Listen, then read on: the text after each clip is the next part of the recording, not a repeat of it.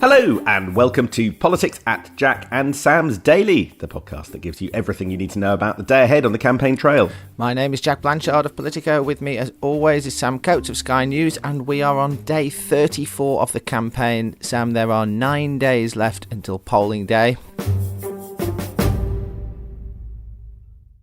I'm delighted to see you're back in your house today after one more mission on the road. And you're obviously not going anywhere today because none of the party leaders are doing very much, are they, as far as I can tell? I mean, we are quite possibly only a week and a couple of days away from a change of government. And yet, just at time of speaking, it's not clear that there's much going on, that there's much oxygen in this campaign. Huge questions remain about what a Labour government would look like, about what the Tories are going to do next. But just at the moment, after this mammoth campaign, it's a bit like everybody's stopped. Now, the campaign's going to rev back into life tomorrow with the final head-to-head in Nottingham. But what about today, Jack? Have you managed to find three things? There are always three things to talk about, Sam, happily, in the world of news. Basically, the campaign's pausing today, at least in part because the Japanese emperor is in town for a state visit. Of course it is. Of course it is. But that is Rishi Sunak's decision to focus on that. So we'll be talking about that and whether, honestly, is this thing just done with 9 days to go? The other thing we should talk about, Sam, is what happens on July the 5th, because that is the thing that every Tory wants to talk about in private. They're all thinking about the aftermath and what happens to the party after that, so we can have a little chat about that. And we should talk about Scotland, because there was a big endorsement last night from the Daily Record newspaper coming out for Labour after 14 years.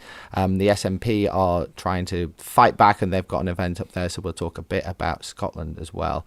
We should probably just mention as well that the Julian Assange story that broke overnight is obviously a very big story that is going to dominate the news cycle, that Julian Assange has cut a deal with the American government. But really, in terms of the actual British election, Sam, you would expect a Prime Minister who is how many points behind in the polls? I've lost track. 20-odd points behind in the polls, to be out and about day and night now, desperately fighting for his future. And there is no sign of Rishi Sunak doing that today. Rishi Sunak doing two things with Emperor Naruhito and Empress Masako of Japan today. The first will be a sort of greeting at Horse Guards Parade, which he and other government members are doing. And then in the evening, there's a state banquet, and that is also being attended to by Keir Starmer, which is why the party leaders are being anchored in London today. In many ways, Conservative headquarters confused me yesterday.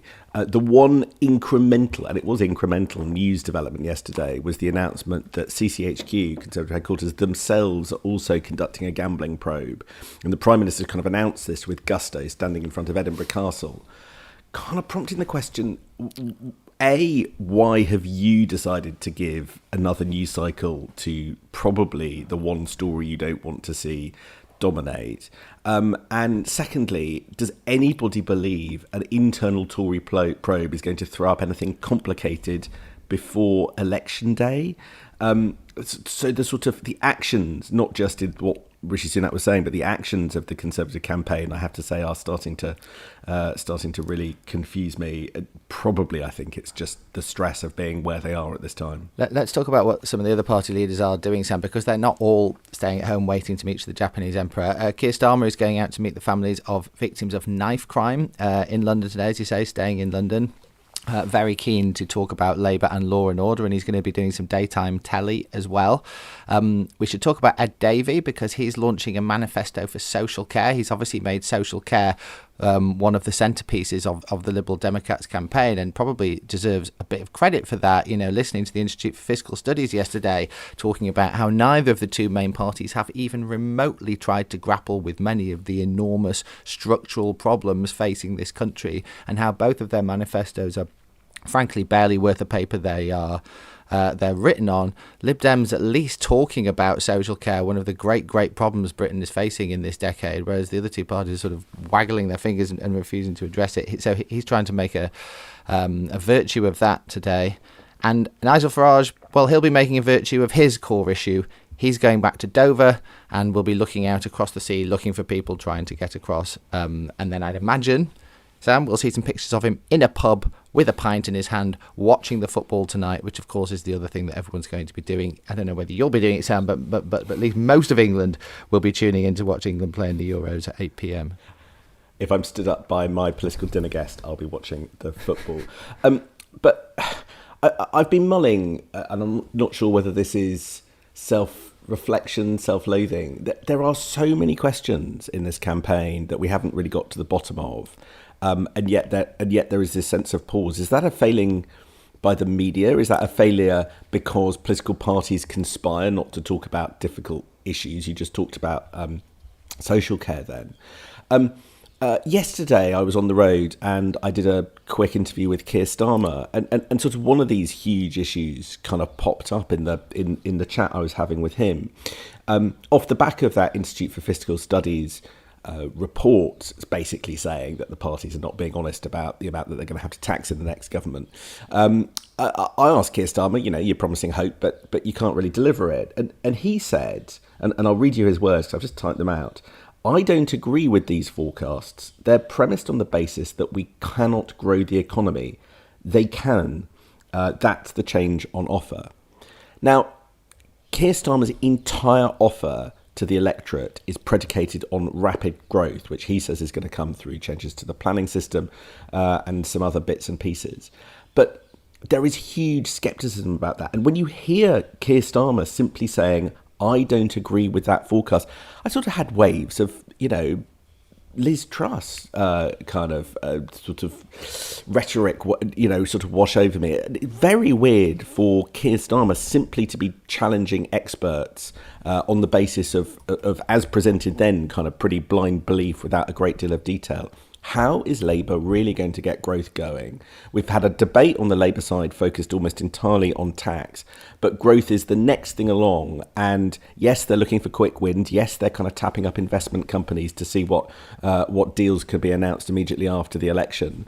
But is that sustainable? And is any of it going to come true? And with it, the money that they desperately need to help fund public services? I entirely agree. Paul Johnson from the IFS was so clear on this yesterday. He said, yeah, growth might come.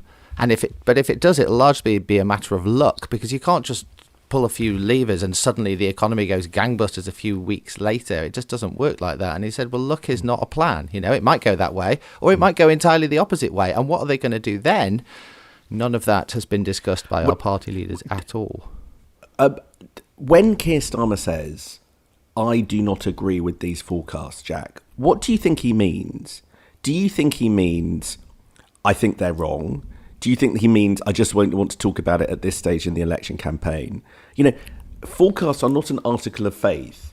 And in the absence of any evidence to challenge them, do you have a sense of what's he going on? Yeah, what he means is he cannot contemplate a world where the UK economy does not start growing rapidly very quickly under his government, because that world involves him whacking up taxes really quickly, cutting the hell out of public services, or borrowing tens of billions of pounds, none of which he remotely wants to do or remotely wants to talk about doing a week out from election. So he has no choice but to stick his fingers in his ears and say, well, that's just not going to happen. It's definitely going to grow. It's definitely going to grow. We will find out. So it's faith-based statements at this point in the election campaign. It's quite painful to listen to. It's painful to listen to, but I do just go back to, if you're the Labour Party and you're thinking about how to run this campaign, what is the smart thing to do? What is the wise thing to do? I just always go back to this interview Rachel Reeves gave in the FT the other day, where she mentioned briefly aligning closely with the EU on chemicals regulation.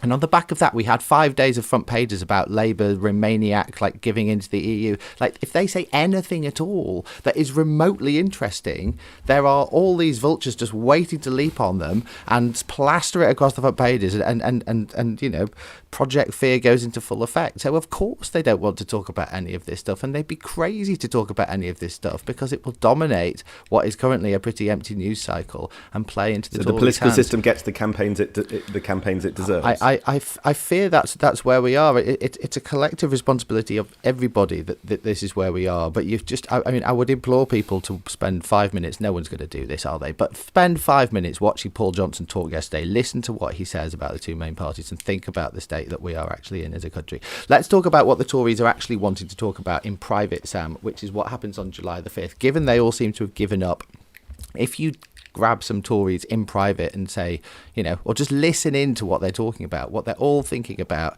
is a leadership contest and the future of their party. And I was chatting to, a few of them the other day they had their eye on a couple of things on July the 5th. No one really thinks that Rishi Sunak's going to stick around if he loses as badly as the forecasts, your YouGov MRP polls and others are predicting. And the question is, what happens then? They were saying to me two things to watch for. One, crucially, almost the most important thing on July the 4th, does Penny Mordaunt keep her seat? She is seen as key to a lot of people. She is seen as someone who is a relative moderate in the party, but has a genuine chance of beating all comers amongst the Tory grassroots in a leadership contest. Far from certain, to be clear, but she's got a genuine chance, unlike, it is said, other people from that sort of more centrist wing of the party who they think have no chance of beating any right-wing candidate in a final contest. Can Penny Mordaunt keep her seat? It looks pretty unlikely based on the polls, but were she to do so, they would all feel a lot better. And when I say they, I'm talking about the more centre ground of the Tory party, of having a hope of stopping the Tory party lurching off in a very, very right-wing direction after the election. Because if she doesn't, Tom Tugendhat is shaping up to perhaps be the candidate of the One Nationers. But it's not clear. It's not clear that he could reach across to the right. Let's talk about Scotland. Explain why the Daily Record's endorsement of Labour is quite so important. Well, talking about parties collapsing, the SNP collapse must not be forgotten about in this campaign, if indeed, always with the caveat, the polls are correct and what we think is happening is actually happening. The Daily Record is a, traditional left-wing tabloid in Scotland. Where I used to work at the Daily Mirror a million years ago, and the Daily Record was very much seen as our sister paper up in Scotland at that time. But going along with the views of many of its readers, the Daily Record has been happy to be supportive of the SNP for some time, but it clearly can see which way the wind is blowing, both in Westminster, where they can see an opportunity for a Labour government, but also they can see the SNP's popularity collapsing. And so the Daily Record come out with a big endorsement for Labour last night, saying the first time that they've done that in 14 years. That's a big moment in Scotland, and a bit of a hammer blow, I would say, to the SNP's new leader, John Swinney, who's barely got his feet under the table. I mean, talk about a baptism of fire. The guy he was on his way to retirement a couple of months ago, or however long ago it was, when suddenly Humza Yousaf blows up. Suddenly he has to come in as First Minister. Then suddenly he's flown into a general election campaign. Now suddenly his party's in crisis, and you can see this support ebbing away. Having a tough old time of it up there, to say the least. The SNP are trying to get back on the front foot today. They are launching what they call a sort of a climate manifesto, and in fact, they call it a climate and just transition manifesto. I'm not entirely sure that's going to catch on. But the crucial point of it, and this is full trolling of Keir Starmer now, Sam, they're setting out plans for an annual investment of £28 billion a year in the green economy, and that figure obviously is stolen directly from Keir Starmer's promise, which he abandoned last year, on green investment, and is purely designed to try and create some sort of split within the Labour Party, because there are plenty of people, particularly in Scotland, who think Labour should have stuck to that commitment, and of course Keir Starmer U-turned on it.